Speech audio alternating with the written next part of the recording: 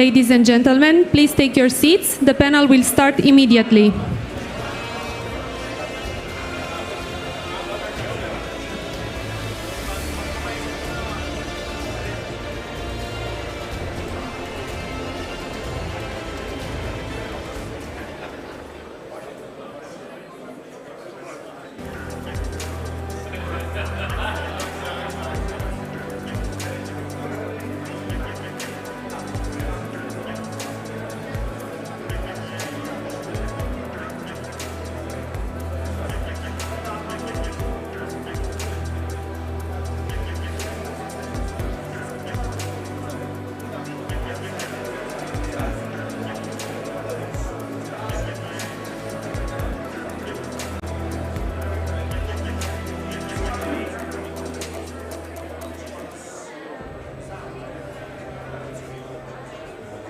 More sun,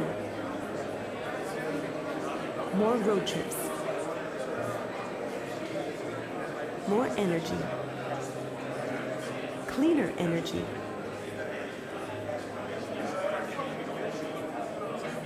This is what we want for the future.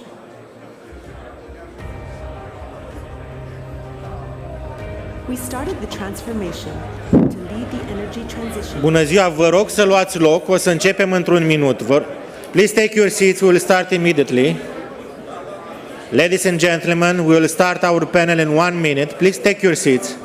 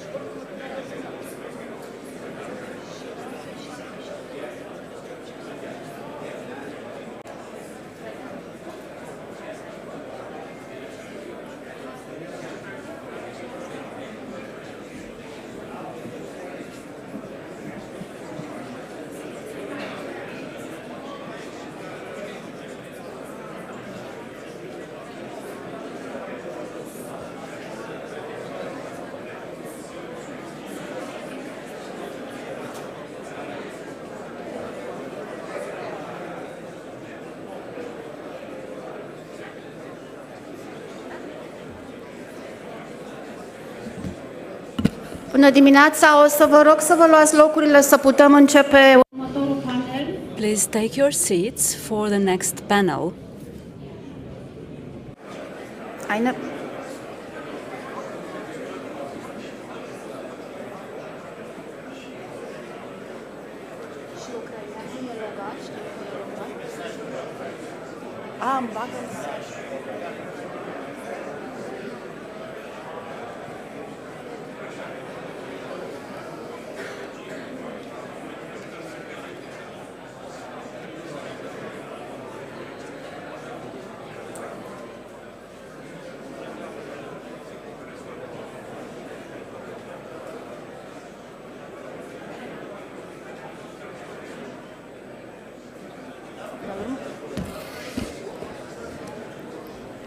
Bună dimineața din nou. Good morning. Vă mulțumesc că participați la conferință. Thank you Că vă luați locurile. for attending this conference. Please take your seats in order to be able to begin this panel on a highly important topic, the reconstruction of Ukraine. Și în liniștea sălii o să încep. If I may, I want to introduce the topic and the speakers because this topic is highly important. As I was saying, the reconstruction of Ukraine, and we want it debated by four important speakers from Ukraine, Romania, and the Republic of Moldova, presidents in the respective countries' parliaments. And the topic will view the reconstruction of Ukraine and how Romania can contribute to it, how the Republic of Moldova can contribute to it and be included in the reconstruction. But I want to discuss everything with Mr. Ruslan STEFANCHUK and Mrs. Alina GORGHIU. I want to invite Mrs. Alina GORGHIU, the acting chair of the Senate, to take the floor, and also Mr. Marcel, chair of the Chamber of Deputies, Parliament of Romania, and Mr. Igor GROSU, who, just like Mr. Ruslan STEFANCHUK, will attend via video conference. Please, dear speakers, remain within 5 or 7 minutes, the time allocated for your speech. Now I want to ask the technicians to play the recorded message of Mr. STEFANCHUK. I'm delighted to join my fellow House speakers of the Romanian Parliament in making the point of the parliamentary format in addressing current challenges of war and peace. I sincerely thank my Romanian friends for initiative to holding the Black Sea and Balkan Security Forum and their invitation to address this important event. In April, Bucharest hosted the first Black Sea Security Conference of the Crimean Platform. This event became a platform for developing ideas and strategic for strengthening in the security of the region. We must continue this discussion together because security is a key element of states' existence and currently the security of Ukraine, and respectively the security of Europe has been going through the hardest challenge since the end of the World War II. Day 449 of Russia's invasion of Ukraine continues. This unprovoked and unjustified war has been going on for more than 9 years since February 2014, when Russia illegally occupied Ukrainian Crimea. I am glad that we are not alone on our path to fighting for freedom. We feel unshakable solidarity. We act together with our friends and partners. Ukrainians are grateful for this help and support, political, military, economic, financial, and humanitarian. Security of the region and the peaceful future of Europe is impossible until the final victory of Ukraine in this war. Restoring respect for international law and international recognizing border by all countries without exception is the only precondition for a strong security architecture. Our message to the partners is simple and unchanging. Supply of heavy weapons to Ukraine, rockets, launch systems, tanks, air defense equipment, fourth-generation combat aircrafts is the best investment in security and restoration of peace on the continent. Strengthening sanction pressure on the aggressor and strict compliance with the restrictive measures that have been already introduced are also of fundamental importance. Only significant limitation will be able to prevent the Russian Federation from financing the war against Ukraine. It is our critical importance for our friends to understand these messages.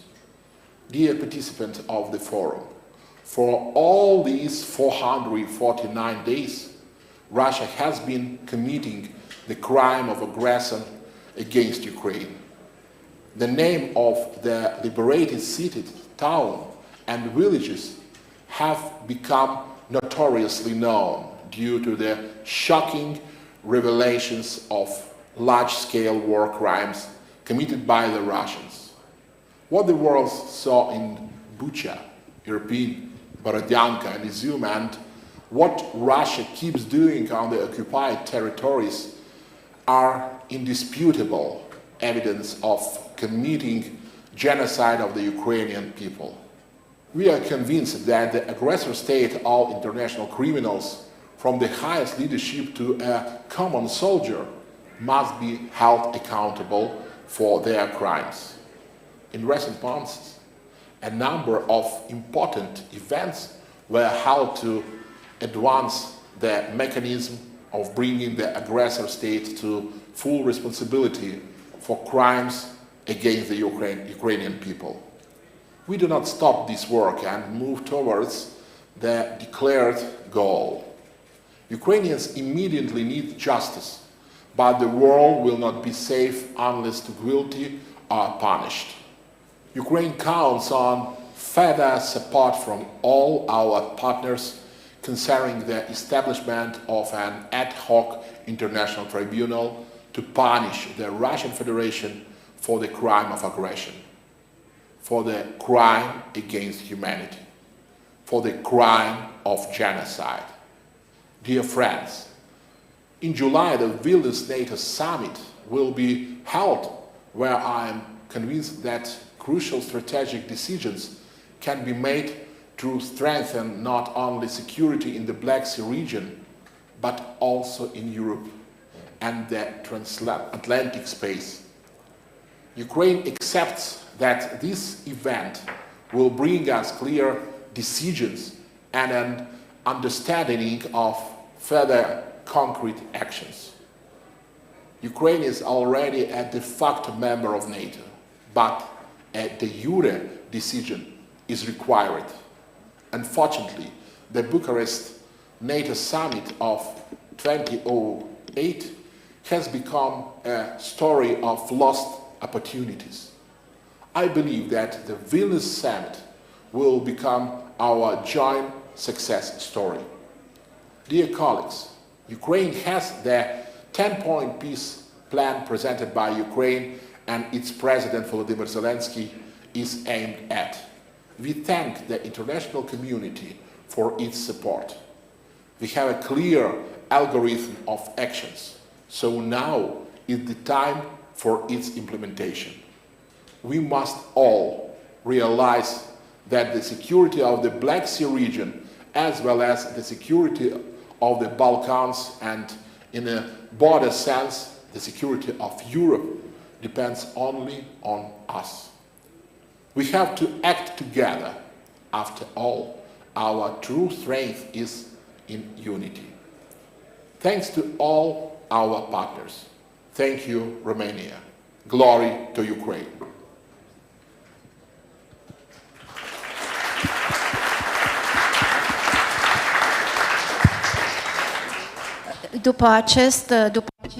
After this refreshing message, I might say I want to invite Mrs. Alina GORGHIU to take the floor and for 7 minutes to present the reconstruction of Ukraine as seen from the position of the acting chair of the Senate.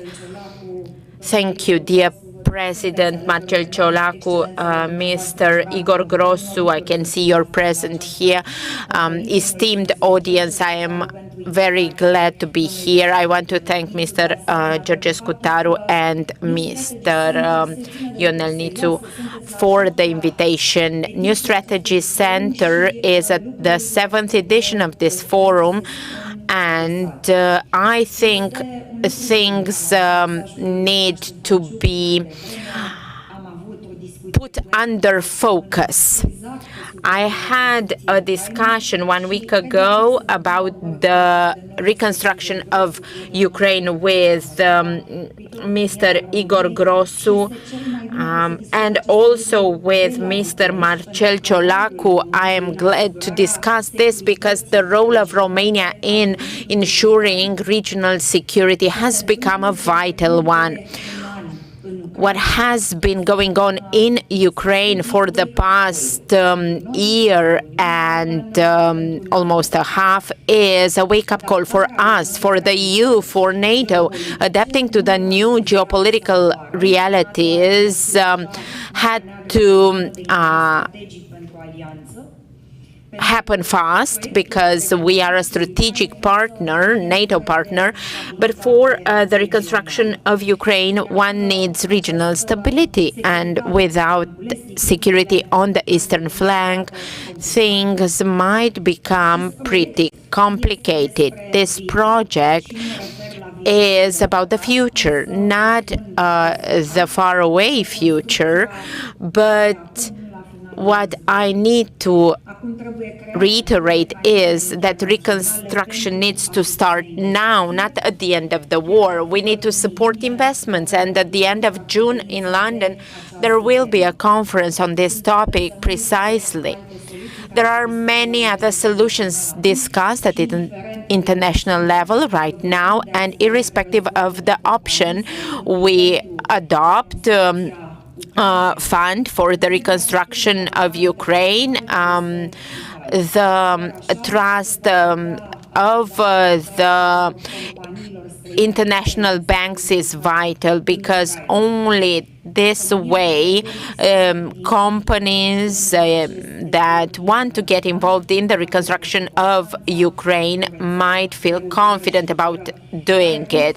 We need a railway network, a road network to facilitate the freight shipment, and I do agree with my colleagues who say that the reconstruction of Ukraine is a great opportunity for Romania, and it needs to become a country project, a country program for the near future, and the government needs to draft a well-tailored plan to meet this objective.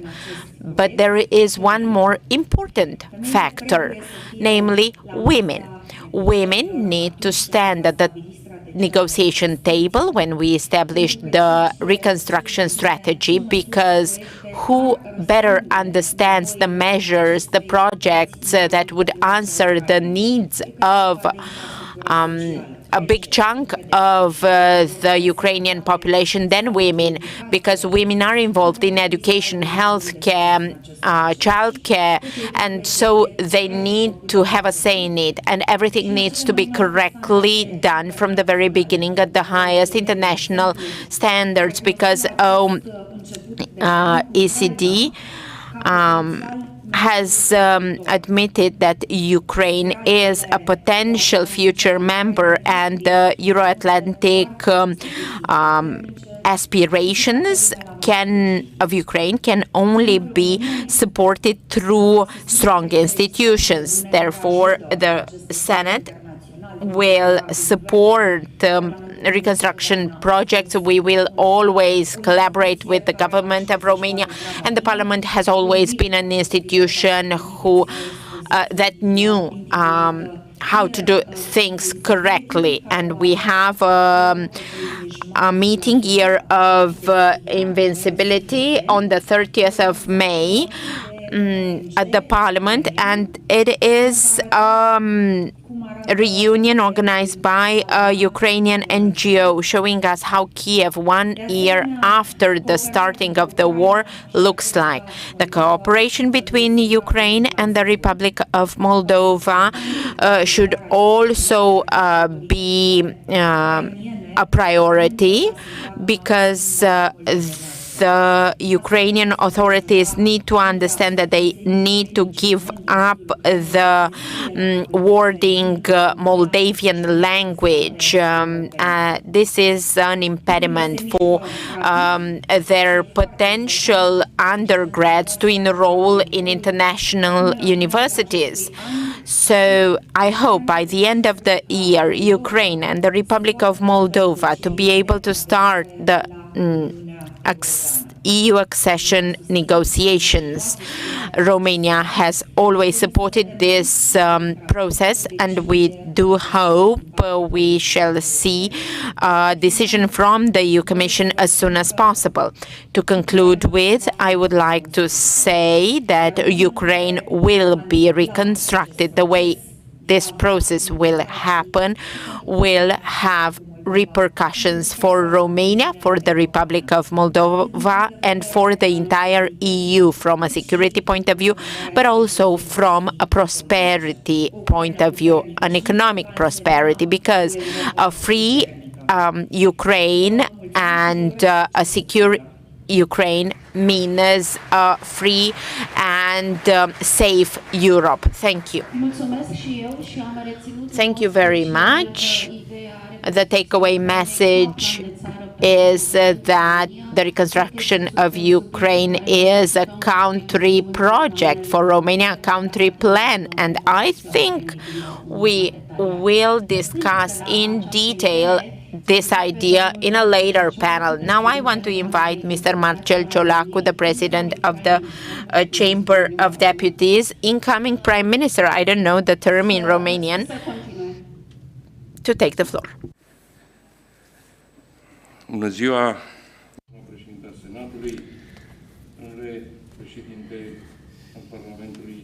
Chair of the Senate, President of the Parliament of the Republic of Moldova, Mr. GROSU.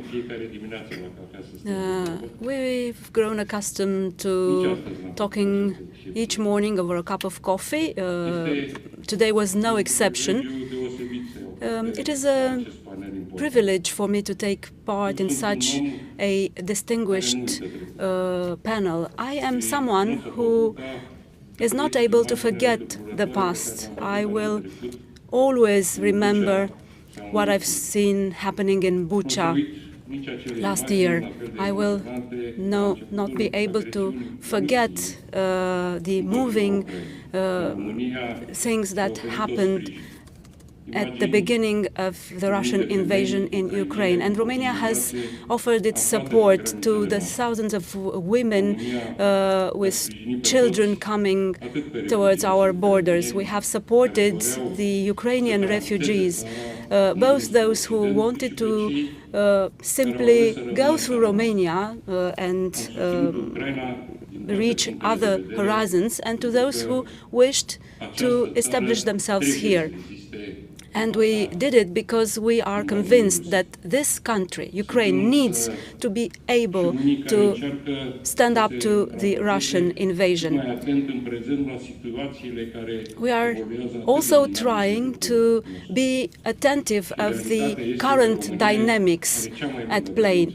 And the reality is that Romania has the longest border with Ukraine, including vital harbors at the Black Sea and a major role in promoting the Euro-Atlantic interests in the region. And this reality has shown us that we need to take our role seriously for the security at the Black Sea, both with regard to economic security and the mutual defense security. We invested in the modernization of the Constanța harbor. We've expanded the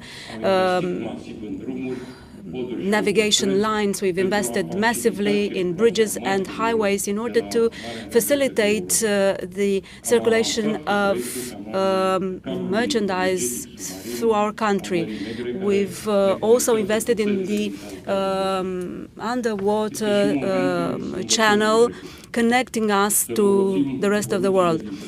It's useful for us to use the current evolutions in order to prepare for the future. The Russian invasion has completely rewritten the energy equation in Europe. Seeing our unique position, we've made out of energy independency and interconnectivity a top priority, and we make efforts in order to reduce the European energy dependency on Russia. It is an issue that garners importance, and we could be an international center by expanding and modernizing our energy sources, by focusing on the digital and transport infrastructure. The geopolitical realities require new and bold initiatives in order to protect our common values and interests by, at the same time, reducing our dependency on the gas, on the Russian gas and energy, which is also valid not only for Europe, but also for our friends and allies which live in democracy all throughout the world.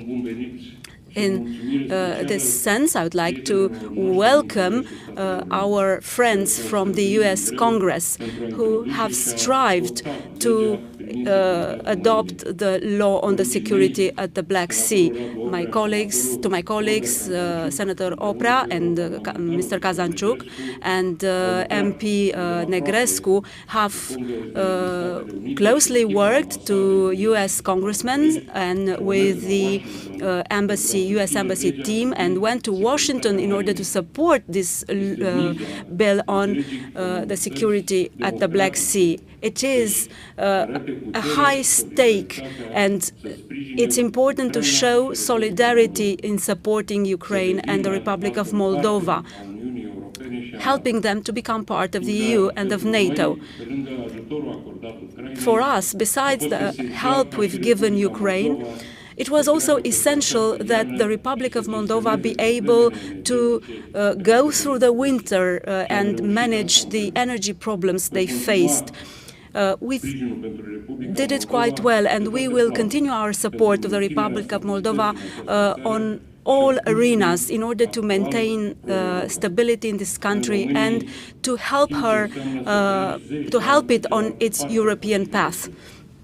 We know what it means to be on the other side of the Iron Curtain. We know what it means to live in a dictatorship that's been imposed on us by Soviet troops. That is why we put a high price on freedom, and we do all that is possible to help the Ukrainian people to defend its freedom. And I'm certain they will be able to fight against the Russian aggression, to wipe away their tears and to rebuild their country.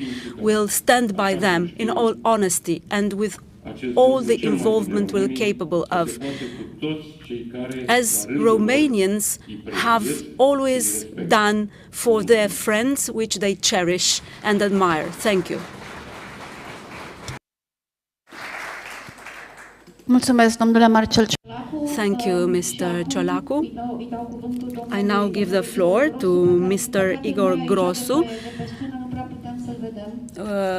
We cannot see the screen behind us. Could you put it up on the screen in front of us? I now give the floor to Mr. Igor GROSU. You have the floor, please. Hello, Mrs. GORGHIU, Mr. CIOLACU, President STEFANCHUK, dear friends. I extend a warm welcome to you from Chișinău. I congratulate you, organizers, for this event on a very topical issue involving the experts and professionals in this field in Romania and in the world. The barbaric invasion of the Russian Federation of Ukraine has toppled the security system in Europe, and not only. We felt it in the Republic of Moldova, the only non-EU state. having a border of around 1,200 kilometers with Ukraine and a quite modest economic potential. And in these conditions, we had to show solidarity and resilience in these troubled times. We've opened our homes, just as other EU member states have done.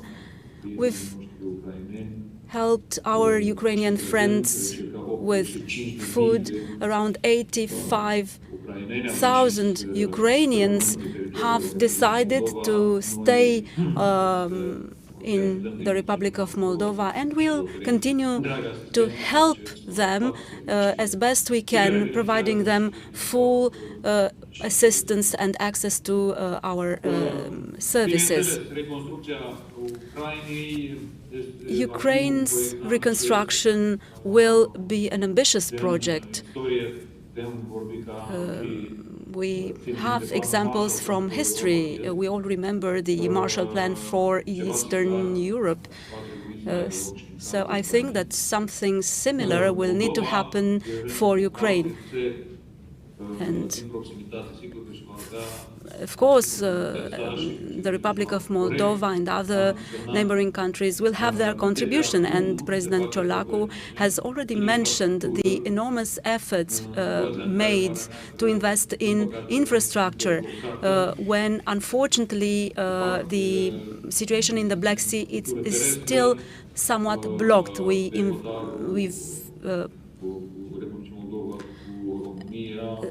Investments in infrastructures have been made at the border between Romania and the Republic of Moldova in roads and railways. We aim to be ready for the starting point of the restoration of Ukraine.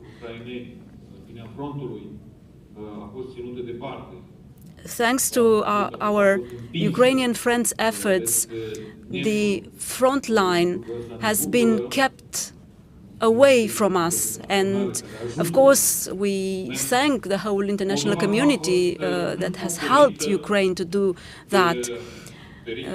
But we need to say that the Republic of Moldova was the target of hybrid attacks from the Russian Federation. First of all, the energy blackmail that we've been subjected to. Well, we've been feeling it for years now, and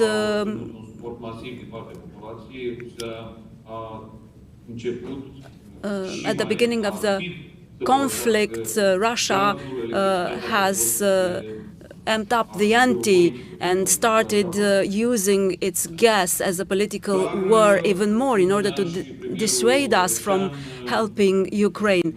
As Mr. CIOLACU and Prime Minister Ciucă said, thanks to Romanian support, we've managed to do things we weren't expecting to. We haven't even consumed 1 cubic meter of Russian gas during past winter. We managed to diversify our supply and even build up reserves and to develop our own capacity to manage our energy system, which then allowed us to strengthen our energy independency and no longer be dependent on a single source. And I'm saying that I'm not saying that in order to make you feel comfortable, but only to make you aware that we are now in an interconnected grid with Ukraine, and this was an amazing political decision taken at the very beginning of the war. I would like to underline this. And together with our Romanian friends, and Ukrainian friends, we will continue this interconnection projects for electricity, following the same plan. Another aspect we should mention here is the one related to Russian propaganda. It became much more aggressive of late in its attempt to cover the atrocities committed in Ukraine. That is one purpose. And the second one is to destabilize pro-European countries and European democracies which provide assistance and help Ukraine. I mean, via military, technical support or humanitarian aid to Ukraine. And I think that in this regard we should speak frankly. We've been subjected to 20 years of Russian propaganda. We know what it implies, and we've identified attack lines aiming to create a rift between the Moldavian citizens and the Ukrainian refugees, and we've managed to dismantle them. But Russia continues and will continue to make efforts in this regard. And we also strengthen the capacity of our institutions and we will continue to do so. For example, we've withdrawn the operating permits for 6 TV channels that were broadcasting Russian propaganda.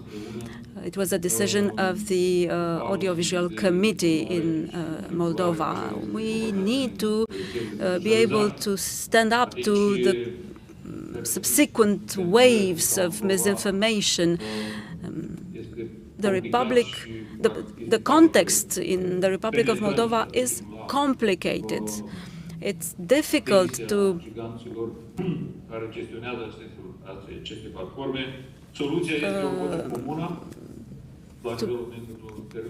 get to the population and to convey the proper messages. Anyway, we need to find solutions in order to stop the use of such tools propagating hate, instability and misinformation. We've felt the full support of Romania, of the EU. We felt how fast they acted whenever we told them we needed help in order to consolidate our defense capacities, especially air defense or against cyber attack. And we are grateful to the EU for their help. We also appreciate the speediness to establish a civilian mission of the EU within the joint security and defense EU policy. And we've also appreciated Romania's initiative and the fact that the EU member states have swiftly established a sanctioning regime against those who try to destabilize things in the Republic of Moldova. I think that we're moving at cruise speed. It's a good speed. In this context, characterized by a never-before-known dynamic. Our hope and plea to you is that by the end of the year,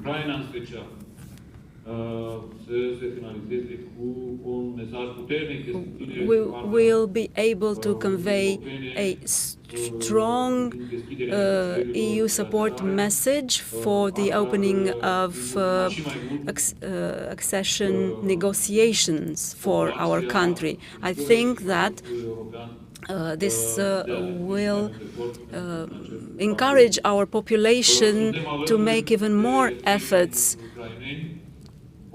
on the European path. We will continue helping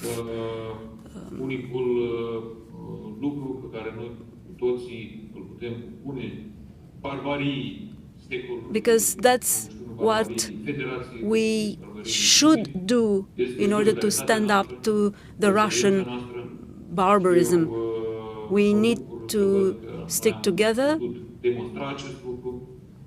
and I'm glad to see that we were capable to be in solidarity. Thank you, and the very best of luck to everyone. Thank you, President GROSU. We're running a little bit late. If you have anything else to add, or if you have any questions for the other panelists.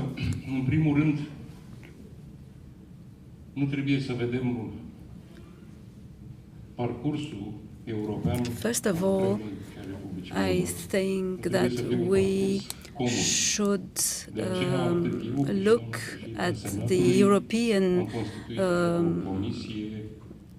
journey of Ukraine and the Republic of Moldova. It should be a joint journey.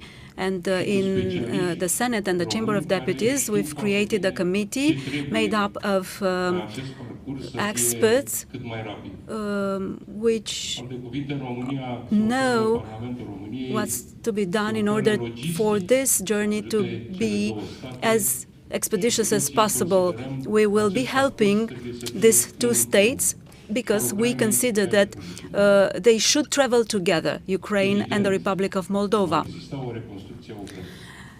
Most obviously, we'll have an Ukrainian reconstruction. All free and democratic countries should get involved in this reconstruction. We no longer need to underline here what Romania needs from a strategic point of view in this sense, because around 60% of all logistics and Ukrainian exports and logistics necessary to Ukraine have gone through Romania.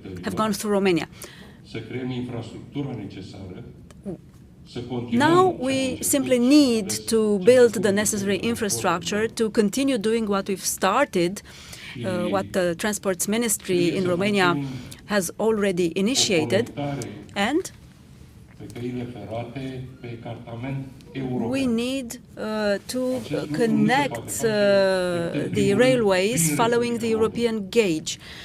This can only be done by connecting Pașcani and Iași to Chișinău, so moving through the Republic of Moldova. We cannot speak about the Ukrainian reconstruction without speaking about the reconstruction of the Republic of Moldova, the building up of the Republic of Moldova.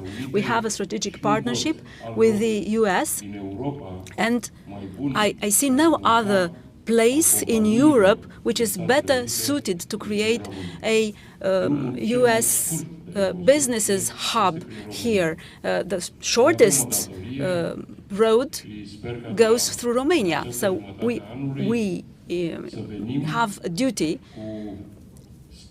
and I hope that by the mid of the year we'll have the possibility to manufacture construction material here in Romania, because we have the National Resilience and Recovery Plan, and we have funding. It's a huge challenge, and there's no excuse for us to let this opportunity pass us by. The shortest way to reconstruction goes through Romania. I think it's a very good motto. Let's hope that during the London conference on the 20th and 21st of June, we will also discuss the financial mechanisms and basically the funding available for the reconstruction of Ukraine. And now I will make a sort of shameless self-promotion. I also have a panel a few hours later, a panel focusing on the technical details with regard to the reconstruction of Ukraine. This being said, I invite you to give a big round of applause to our panelists.